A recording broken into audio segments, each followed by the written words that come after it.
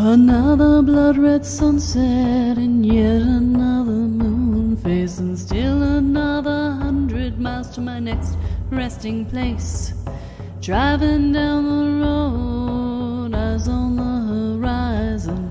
Within my car, I'm all alone, but feeling good and feeling strong, knowing that this path I'm on brings me to myself. I'm driving. Hey now all, I'm Joey C. Welcome back to another episode of Spirit Sherpa. This is the show that helps and encourages you on your journey to unlock your magic mojo. With me, as always, is the spirit doctor, Kelle Sparta. Hey, Kelly.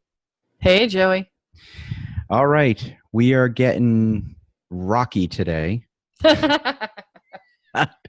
I don't know. I just went with it. It was... Dude, crack me up. Oh, I see what you did there. We're going to talk about crystals. Ooh, baby. And we're not talking about your favorite porn name. See, turnabout's fair play. Yeah, I'm glad you said it and not me. Okay. Now, we've talked about them before in different altars and when we talked about sympathetic magic. From a spiritual perspective, what is a crystal anyway? So a crystal is a spiritual helper. Okay. You know, they have a variety of different uses and ways in which they can be utilized for different purposes. And each crystal has its own function in the world in terms of the things that it is most helpful with. Mm-hmm. And there are so many crystals, and I swear to God, they make up new ones every day. Every time I go to the store, I'm like, what the hell is that? I've never seen that before. And I used to sell crystals in my store years ago. So it's rare that I would find something that I didn't see before. And I see them regularly now. So I swear they're just making up new names. But the upshot is that if you really want to know, if you really want to learn about crystals, the thing that I would really recommend highly is that you pick up a copy of a book called Love is in the Earth. Okay. It is about 3 inches thick. Whoa. Yeah, it's massive. And it has listed in it every type of crystal you can imagine by alphabetical order. And then it tells you, it shows you a picture of the crystal so you know what it looks like.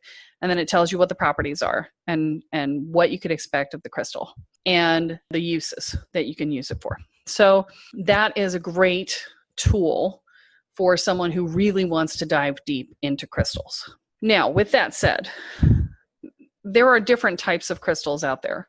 Crystals come in various shapes and sizes, and the shapes actually impact how they're used. I used to have a amethyst crystal tower, which is those tall geodes that have been cracked open. And I actually had a conversation with this crystal and got its permission to attune it to Reiki. And over time, I attuned it up to Reiki 2. And I used to have it in my Reiki treatment room when I did Reiki healing sessions, and it would contribute energy to the treatment.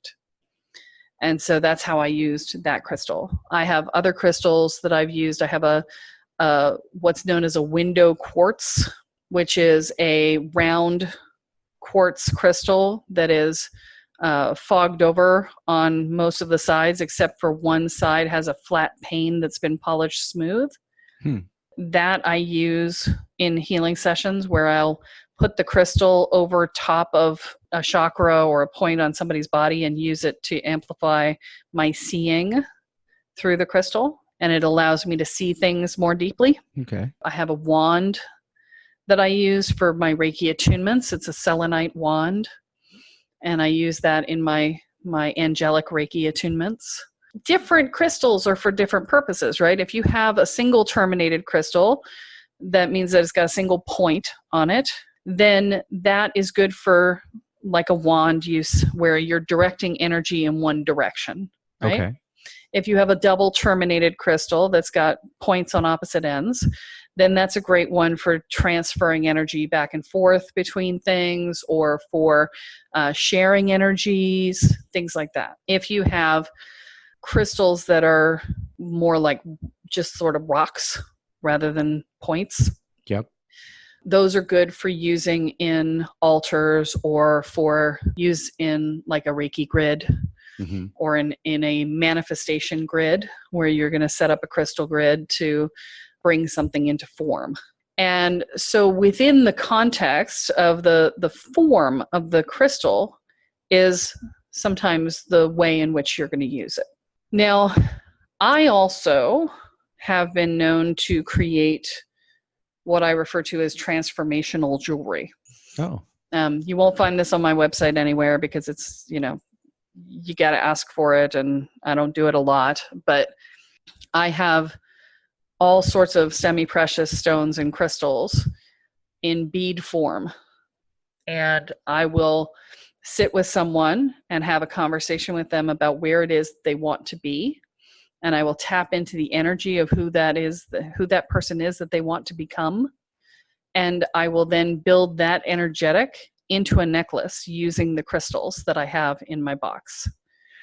And they will then wear the energy of who they're trying to become until they become it. Oh. And it usually takes, 4 to 6 months. And which point they'll know they're there when they don't feel like they want to put the necklace on anymore. It's just, you just don't take it out of your box anymore. You're just like, oh, well, I haven't picked that one up in a while. I'm like, okay, then it's time to send the beads back, right? Because you're done. And so, you can use it for that sort of thing, where you build an energetic into something that you carry or wear and do it in that fashion. Crystals can remember things. There are, I'm trying to remember what they're called. I think they're called recorder crystals, but they hold information. And if you ask your crystal purveyor, they'll be able to show you one if they have one. And you can store information in the crystal and use it as a information transfer for people who can read that. Would you put in a crystal? Usually magical processes. Okay. It's an energetic understanding and awareness. So if you're really good, you can read things more than that. The average person doesn't have that awareness anymore. Mm-hmm. Back in the Atlantean age, crystals were regularly used for recording information, but we've lost that ability over the years to be able to pull more than just sort of a general archetypal construct of a process out of a crystal. And not everybody can even do that. So, they're sort of specialty items for people who are really crystal attuned. On average, what are you going to work with as a crystal? Most likely, the things that you're going to start with are the quartzes. Right. You're going to start with a clear quartz. You're going to start with a rose quartz. You're going to start with an amethyst. Those are your basic 3, right? Mm-hmm. Clear quartz amplifies anything you want. Rose quartz is love energy, heart energy. And amethyst is specifically for things that are, amplifying sort of a manifestation sort of concept. Okay. Although they can be used in concert with the other 2 as well. So it tends to be an adder, an amplifier. For protection, you're looking at obsidian, black obsidian. Okay. Or black onyx or garnet. Those are great for protection. Turquoise is also another great protector stone. For clarity, you're looking at tiger's eye. And these sorts of stones you can carry around with you. So you could put them in your pocket, or for women, some women tend to wear them in their bras and stuff like that. I don't really recommend that. I know a friend of mine who put a stone in a bra and it fell out the end and shattered. So I don't really recommend that, but some people do.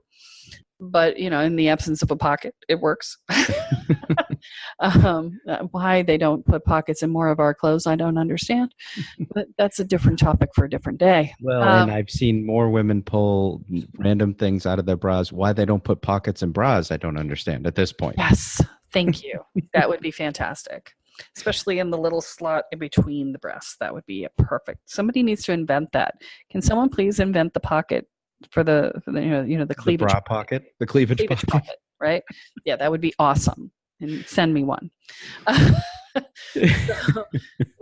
Wow, we went off topic. That's we really awesome. did. That's all right. Fantastic. We're going to leave it in anyway because we love it. It's okay.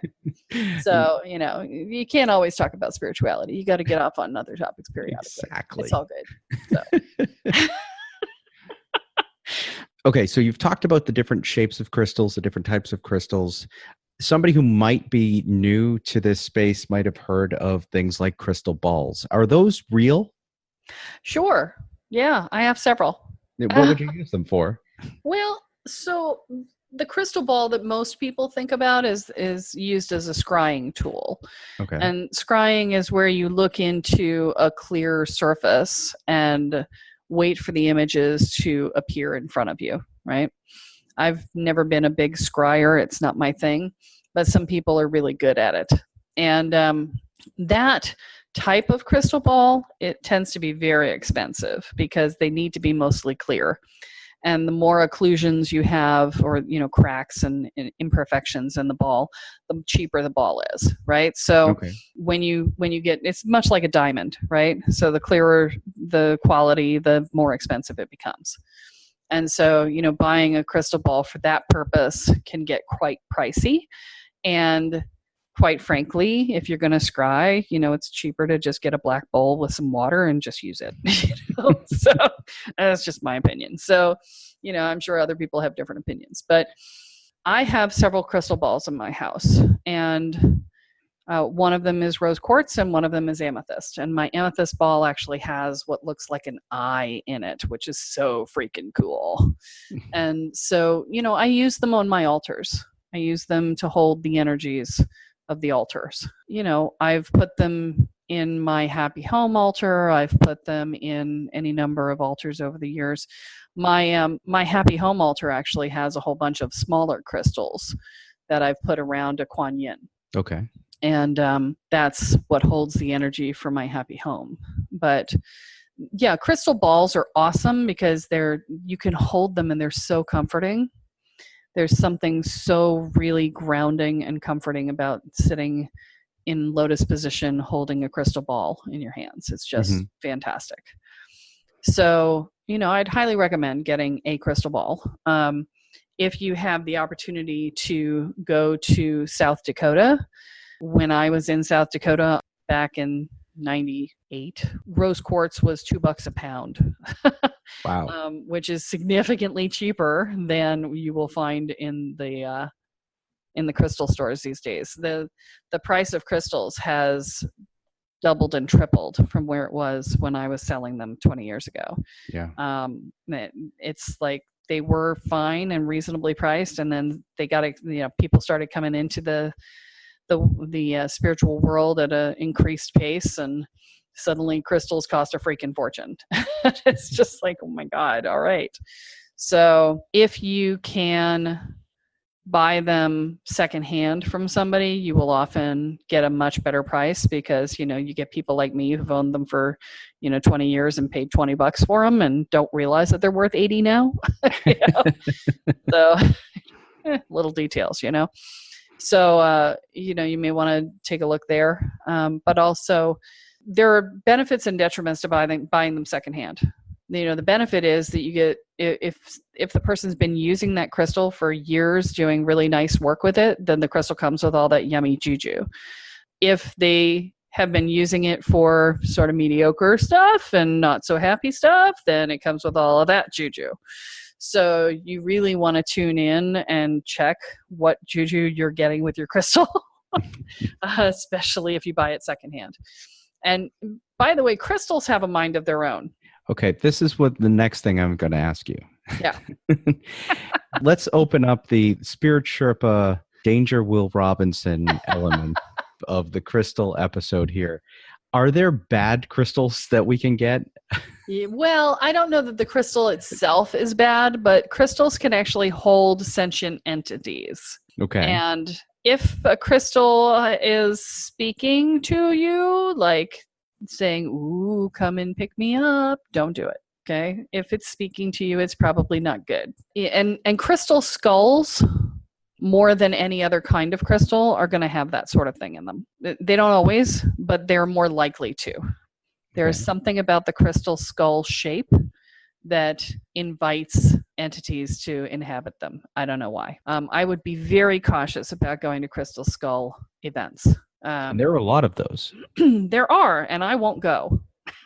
So that should tell you something. I am really good at maintaining my boundaries, and I just do not want to mess with it. In fact, I just saw one recently that was a crystal skull activation class. Yeah. So that's literally trying to activate them, right? Yeah. I mean, I don't even know what that is. Activate you using a crystal skull, more likely. Okay. But yeah, and activate you to what is the question you have to ask. Yeah, that's exactly what I'm wondering. Yeah, I wouldn't go. Yeah. And I'm sure I'm going to get some haters on this one. I'm sure some crystal skull people are going to be yelling at me over this, but I don't trust them, Okay. I have yet to meet an entity in a crystal skull that I did not find to be malevolent in some fashion. Or at least alien enough from my native culture to have been potentially damaging. They may not be malevolent, but if they are alien enough that they don't understand how humans work, they could be damaging inadvertently. So I have yet to experience any crystal skull that had any entity that I wanted to spend more time with. So it's common for people when they're in these crystal shops or when they're working with crystals to say that they feel like the crystal is calling to them, but there's a difference between feeling drawn to the crystal and actually hearing a calling. And imagining that you're hearing something talking to you. Correct. Yeah, if you're hearing words, do not pick up the crystal. Okay. If you just look at it and go, ooh, that's nice. That's usually because the crystal wants to work with you. Right. Crystals do have a mind of their own. I went to a pagan pride day years ago, and I brought a table to just set up my crystals and let them charge in the sun while I was selling my jewelry on the other side. And everybody kept walking up and trying to buy my crystals. And I'm like, no, I'm not selling my crystals. Leave my crystals alone. Do not touch my freaking crystals, right? and one woman walked up, and she picked up the crystal. She looked at me and said, how much? And I said, $18, which was exactly what I had paid for it. And she paid me the $18 and she walked away. And I looked at my friend who was with me and I said, did you see that? She said, yeah, something just came right up and took over your mouth and said $18. I was like, yeah, I didn't want to sell that crystal. She's like, no, but the crystal wanted to go with her. I'm like, yes, it did. I was just like, okay. Sometimes crystals have a mind of their own and they're just like, nope, I'm done with you. Gotta go. Bye-bye. Right. And sometimes they just know who and where they should be working. Yeah. Well, and oddly, once in a blue moon, they will just disappear. Really? Yeah. I have not personally had this experience, but I have known many people in my life for whom a crystal just left. It just left. And it wasn't that somebody came and stole things. It wasn't that anything else went missing. It's just the crystal was gone. Like, nope, I'm done. Bye. Well, that's interesting. Yeah. Okay, crystal shops. How can a person tell whether one is a good shop or a bad shop? Crystal shops tend to be pretty neutral, but not always. Yeah. I have gone into shops that were skeevy. And again, this is one of those things where you trust your body. Yeah.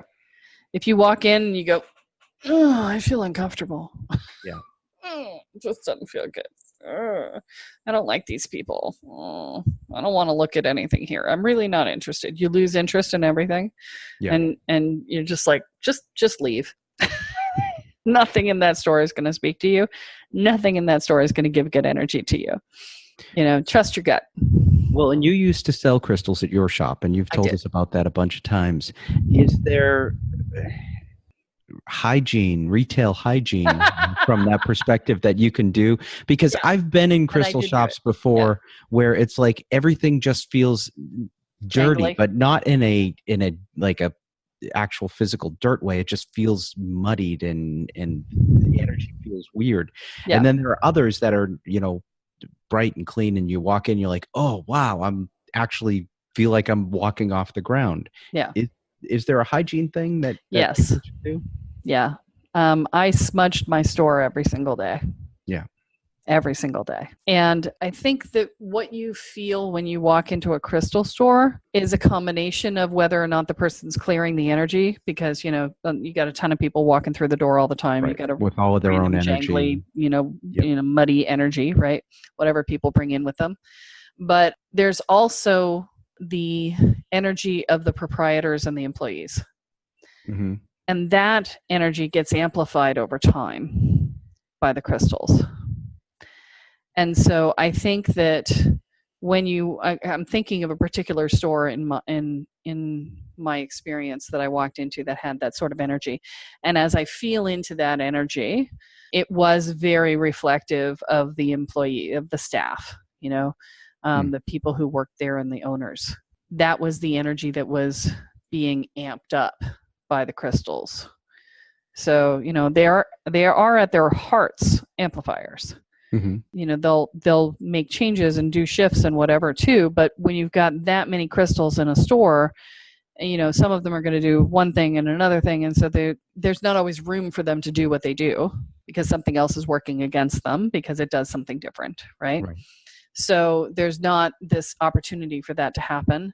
And you also have to keep in mind that there are some stones that will absorb a certain amount of energy before they'll just dump it back. So hematite is one of those stones. Okay. If you have a lot of hematite in a store and the owners aren't cleansing that hematite regularly, then hematite collects negative energy. It just sucks in negative energy. So it cleanses the space of negative energy until it is full. When it's full, it dumps it all wherever it is. Oh. Yeah. So it can collect, and then boom, leave it all at once. And so if you have a store where the owners are not regularly cleansing the hematite, you can end up with a huge buildup of negative energy because they're going to be full all the time and they're going to be dumping all the time. And there's going to be a buildup of negative energy that just doesn't get cleared if they're not smudging and cleaning the hematite. Yeah. You've told us before when you talk about smudging and cleaning, you've said that there's a number of ways to clean and clear our space, our personal effects, things like that. Mm-hmm. Is smudging enough for crystals? Yes and no. Okay. So if a crystal's in a crystal shop and it's not being used for anything, then smudge should be fine because it's not being imbued or used for anything in particular. In fact, there are ways that you could construct the way in which the crystals are set up in the store to allow the store to self-cleanse on a regular basis, depending on how you structure the grid of the store. But most store owners don't do that. So, smudge is fully sufficient for a store environment as long as you're doing it on a daily basis. Mm-hmm. For a crystal that you're using for different purposes, I would cleanse it periodically. And for something like that, you have to be careful with crystals because some of them are water soluble, right? Yeah. So like calcite, you don't want to put in water. It's a salt, right? Right. It will dissolve, and that would suck for you. That would be a way a crystal would disappear, right? Yeah, that's one way. Put it in a bowl of water overnight, it's gone in the morning. Ah! Many of them, the harder ones are, you can put them in salt water overnight. You can put them in the moonlight or in the sunlight and let them cleanse that way. They love that. They also love to be buried for a period of time. You can put them in dirt. Your plants love them too. So if they're smaller crystals, you can just dig them down in the dirt of your plants for a week or so, and your plants and they will love each other. And then you dig them up and they're nice and clean and your plant feels better and everything's better and all is good with the world, right? Awesome. So there's any number of ways to cleanse your crystals. The first time you get a crystal from a store, you should definitely cleanse it, because you don't know if somebody picked it up and used it for something before they put it back down again, or if the owner took it home one day and used it for something, because they do that because, we have them. Or they took something that was theirs and put it out for sale because they were done with it, because we do that. So, you just don't know. So you should always clean it before you use it the first time after you've bought it from a store. But yeah, your crystals, for the most part, if they're not in current use, if they're just sitting in your house and hanging out as decoration or whatever, you could absolutely just clear them with smudge and you're good to go. All right. This was a lot about crystals. See? There you go. And here we weren't sure we were going to have enough for a full episode on it. Exactly. As we wrap up, is there any final thing you want to tell people about crystals? Good. Crystals good. I mean, the crystals are like any other tool. We've talked about magical tools and toys recently, and they're like any other tool or toy. They're useful for what they're used for, and don't get dependent on them. They're bright, shiny, just like anything else, and they're great. They're awesome, and use them as you feel called. Okay. Well, there you go. All right, folks, that's all we have for this week. Be sure to join us next time as Kelle adds another chapter into your beginner's guide to energy, magic, and the spirit world. I'm Joey C. here with Kelle Sparta, and you have been listening to Spirit Sherpa. So long, everyone. Bye. Each mile I travel over 13,000 now. I leave behind a little fear. Spirit Sherpa is the sole property of Kelle Sparta Enterprises and is distributed under Creative Commons BY-NC-ND 4.0 license. For more information about this licensing, please go to creativecommons.org. Any requests for deviations to this licensing should be sent to KELLE@KELLESPARTA.com. That's Kelly@KelleSparta.com. To sign up or to get more information on the programs, offerings, and services referenced in this episode, please go to KelleSparta.com. This episode of Spirit Sherpa has been produced by Honu Voice Productions. And my love and my